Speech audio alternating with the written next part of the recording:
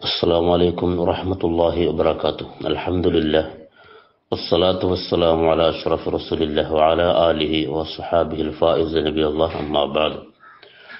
قال رسول الله صلى الله عليه وسلم لخادمه أنس بن مالك رضي الله عنه: ألا أعلمك ثلاث خصال تنتفع بها؟ فقال: بلى بأبي وأمي أنت يا رسول الله. فقال: متى لقيت من أمتي أحدا فسلم عليه يطل عمرك، وإذا دخلت بيتك فسلم عليهم يكثر خير بيتك، وصلي صلاة الضحى فإنها صلاة الأبرار الأوابين.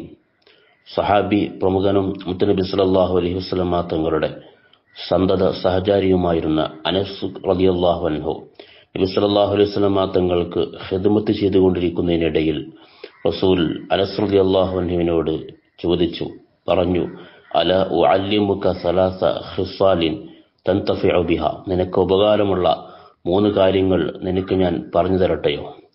ഫഖാൽ, അപ്പോൾ അനസ് റളിയല്ലാഹു അൻഹു പറഞ്ഞു: ബല ബി അബി വ ഉമ്മി അൻത യാ റസൂലല്ലാഹ്, അല്ലാഹുവിന്റെ പ്രവാചകരെ, അങ്ങേക്ക് എല്ലാം ഞാൻ സമർപ്പിക്കുന്നു, അങ്ങ് എനിക്ക് പറഞ്ഞു തരണം. ഫഖാൽ, അപ്പോൾ നബി സല്ലല്ലാഹു അലൈഹി വസല്ലം പറഞ്ഞു: മത ലഖീത മിൻ ഉമ്മത്തി അഹദൻ ഫസല്ലിം അലൈഹി യതുൽ ഉംറുക, എന്റെ ഉമ്മത്തിൽ നിന്ന് നീ ആരെ കണ്ടാലും നീ അവരുടെ സലാം പറയുക, അത് നിനക്ക് ദീർഘായുസ്സിന് കാരണമാകും.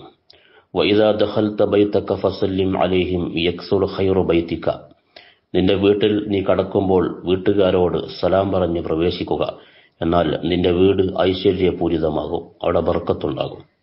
വസല്ലി സലാത്തുൽ ദുഹാ ഫഇന്നഹാ സലാത്തുൽ അബ്റാറിൽ അവ്വാബീൻ, ദുഹാ നിസ്കാരം നീ നിർവഹിക്കുക, അത് സജ്ജനങ്ങളുടെ, അല്ലാഹുവിലേക്ക് ഖേദിച്ചു മടങ്ങുന്ന മുത്തഖീങ്ങളുടെ കർമ്മമാണ്, നിസ്കാരമാണ്, അമലാണ്. ഈ 3 കാര്യങ്ങൾ നീ മുറുകെ പിടിക്കുക എന്ന് മുത്തനബി സല്ലല്ലാഹു അലൈഹി വസല്ലം അനസ് റളിയല്ലാഹു അൻഹുവിനോട് ഉപദേശിക്കുന്നു. വഫഖനല്ലാഹ്.